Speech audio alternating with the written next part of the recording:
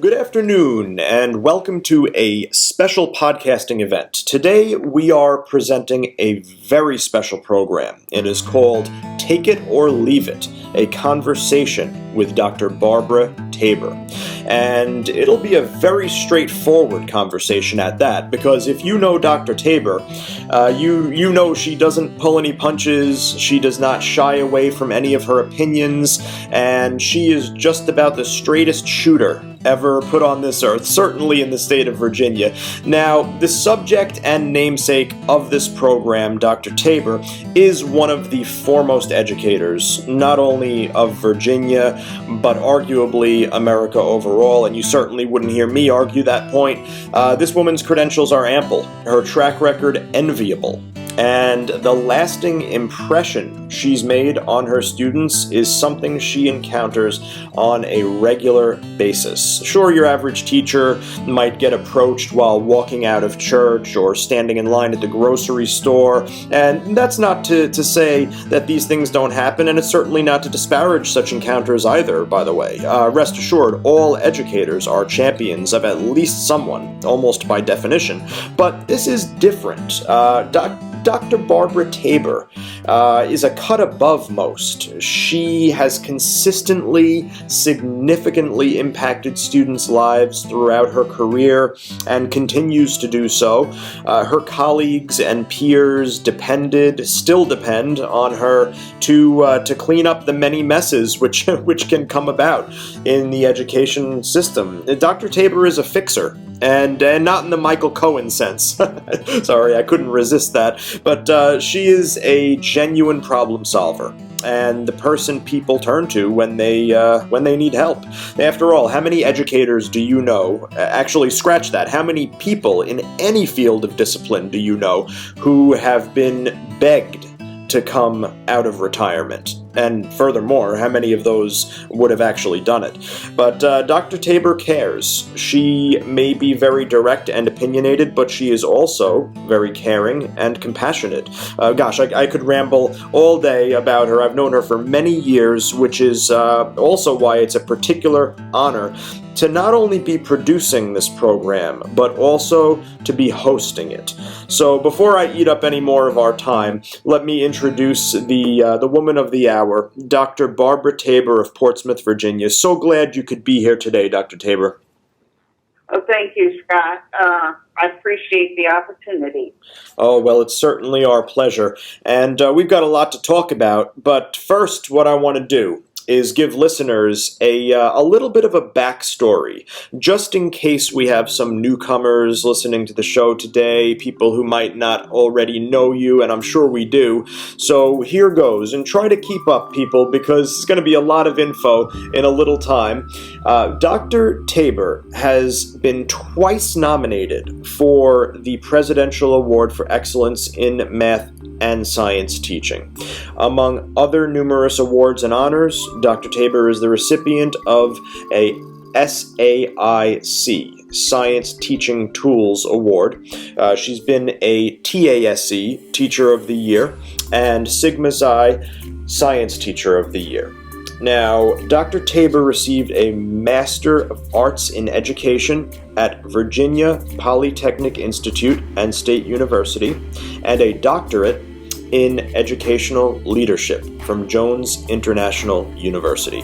Dr. Tabor developed and wrote the curriculum for NAS 215, Man and His Environment, Oceanography, Ecology, From the River to the Bay, and she's presented at local, state, and national conferences. Her dissertation was titled Teacher Attitudes Toward Use of Problem-Based Learning in Science Courses with State-Mandated End-of-Course Testing.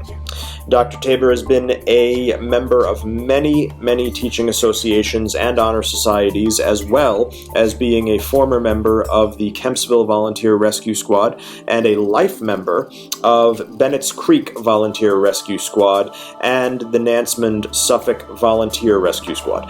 She served as a volunteer nationally registered paramedic and EMT instructor for 30 years and a firefighter level 2 for 15 years. Currently, Dr. Tabor serves as a lead evaluator and or team member for Advanced Ed Virginia. And recently, she added Advanced Ed STEAM lead evaluator and or team member to her resume, which of course is still growing. In her free time, Dr. Tabor enjoys scuba diving, fishing, reading, art, and jogging 5K in the local YMCA pool. And now I can take a breath. It's an enviable biography, to say the least. Very dense bio.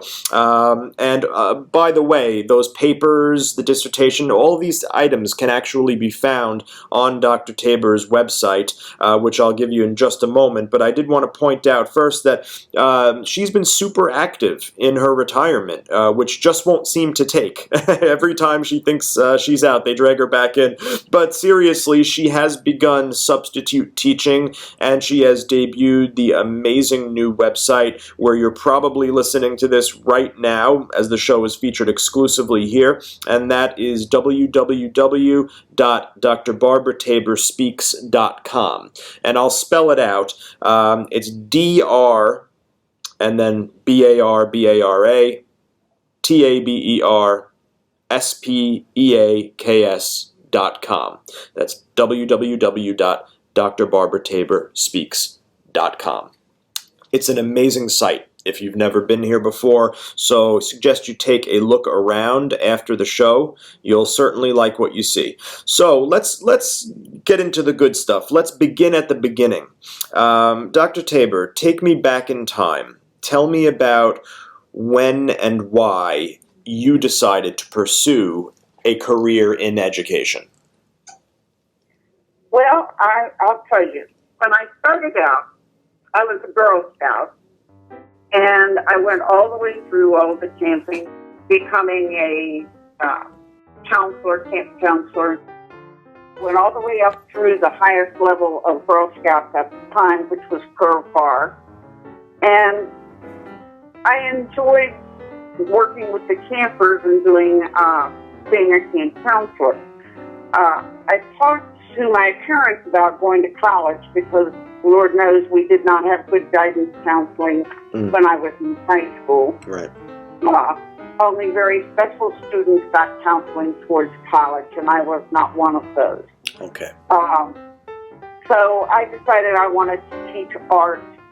And my father, who was a guidance counselor later in life, said, you better get something besides just art education because those jobs are few and far between. So I also added in general science so that I could have a fallback in case the art education didn't work out because I couldn't find a job. Right. Essentially, why I became a teacher, I just love helping other people.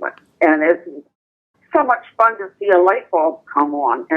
It's a landmark event. Yes. Well, that's fantastic. And, the classroom, for many, it can be an intimidating place, to say the least. That's what we're told. While one youthful face might not be scary at all on its own, 25 of them staring directly at you, expecting guidance, can surely be daunting, particularly in one's early days as an educator. Do you remember going through such experiences in the early years of teaching? I would have loved to have just had 25 students. On average, when I started teaching, it was 30, and one year I had 40 students in an oceanography class. Oh my goodness, 40, wow. 40 was entertaining.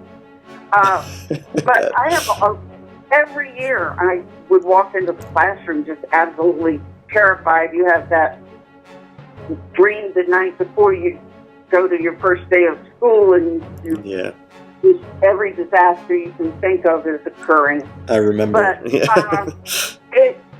But once you get in there and get rolling, it's not all that intimidating. Right. But it's being comfortable in your knowledge and in your skills that makes that a true statement.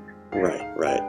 Well, I can certainly remember the nightmares from the other side as a student, but it's interesting to hear that it goes both ways. I think a lot of students don't necessarily realize that. But, education is, you could say, the most noble profession in the world, but it can also be a thankless one as well. Do you feel that teachers are taken for granted, be it by students, parents, administration? Well, when you look at what goes on in a classroom, students are going to treat the teacher the same way they treat their parents. Mm-hmm. And whatever they get away with at home, they think they can get away with at school. Right. The administration expects certain things from teachers, mostly things that are totally unreasonable. Mm-hmm. And the parents think Johnny's got to get an A because Johnny is the best thing since sliced bread. And yet we're part of the generation of everybody who shows up and is breathing and has a pulse deserves a trophy, and education doesn't work that way. Yes. It's just, that teachers are not just taken for granted. They're literally sometimes punching bags for parents and students and administrators who put unreasonable demands on them without just compensation. But I don't want to get ahead of myself here. Sure. Well, it's interesting that you point out the whole everybody gets a trophy culture, which is a relatively new phenomenon of the last generation, I would say. I guess one could argue that point, but certainly it's not anything that stretches back generations. And I think that when that mindset is introduced into anything really, but certainly education, it really leads to a lot of problems that were not necessarily there before.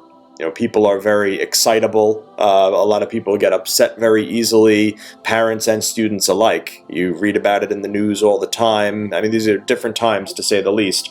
But, I've always been of the mindset that educators ought to be some of the highest paid professionals in the world, based on the weight of responsibility, just that sheer weight of responsibility, and other factors as well. But I imagine that you have some pretty strong opinions regarding teachers' wages as well, having been through, having been in the trenches, so to speak. What are your thoughts on that? Well, when you look at it, 20% of new teachers quit within the first 3 years, and 50% of new teachers quit within the first 5 years. That's according to the Department of Education, it's the National Education Association, and several other research studies that I have looked at. Yes. And the reasons they give are low pay, the amount of work that's expected for that low pay, and the fact that they make somewhere around 20% less than somebody comparable professional with the same kind of education. The hardest group to even find are math, science, and special ed teachers. Right. Because math teachers and science teachers can make so much more money in industry than they can in the public schools, and private schools pay even less. Oh, that's an interesting point. There are benefits to private schools, but they pay even less. So if you're not in teaching because you love working with the kids and you just love seeing the light bulb come on, then that low pay really does hurt. Right. Part of it is because teaching has traditionally been a female profession. Right. And after World War II and coming up into the current time, more and more men have been coming into the profession and more persons of color. However, they don't stay if they can't support their family. Yes. And as I have told you before, when I left Texas, I was in Texas for 4 years with my husband. Right. I was a master teacher. Yes. When I came back to Virginia, I took a $35,000 pay cut. That's right. You have told me that. That's to unbelievable. teach in Virginia. Yeah. Talk about a labor of love. It was quite a shock, and I actually had one school system that only wanted to pay me for 7 years of experience instead of 14. Okay. So, because, they could get away with paying less. Yes. And getting all of the expertise without having to actually compensate me for that. Right. So, it is a problem nationwide. And it's worse in the South than it is in a whole lot of the rest of the United States. I would say probably in the Plain States and in the South. Okay. It's very interesting, and that's a point that what you mentioned a moment ago that had never occurred to me before, that it is actually a holdover from the old days, the wage structure, and that it just so it really just hasn't been modernized. So they're kind of just stuck in the old days in terms of wages. Pretty much. That's my opinion. That's your opinion, but it's logical though. But it's logical, and when you look at it, it is about right. Women are paid approximately 20% less than their male counterparts. Yes. So, wow. That's very interesting. The whole idea that teachers are paid about 20% less. Of course, everyone just thinks that this is due to the fact that you only work 180 days. Right. I have yet to meet or be the teacher that only worked 180 days. Yeah, I was actually just going to say that. I don't think I've ever known a teacher that only worked 180 days. And I don't know very many who only work from when they walk in the building to when they leave the building. Yes. Which is 8 hours. Right. So you never get to leave your work at the building. It always comes home with you. Of course. Well, Virginia has been somewhat famous or infamous, depending on your stance, for being a non-teachers union state. Is this non-union status still true of Virginia's education system, or has this changed in recent years? And what's your take on it, either way? Well, Virginia is a right-to-work state, like most of the states in the South. And so you can have a union, but you can't make anybody join it. Sure. And you can't have collective bargaining, which is another reason why pay stays low, because there's no collective bargaining.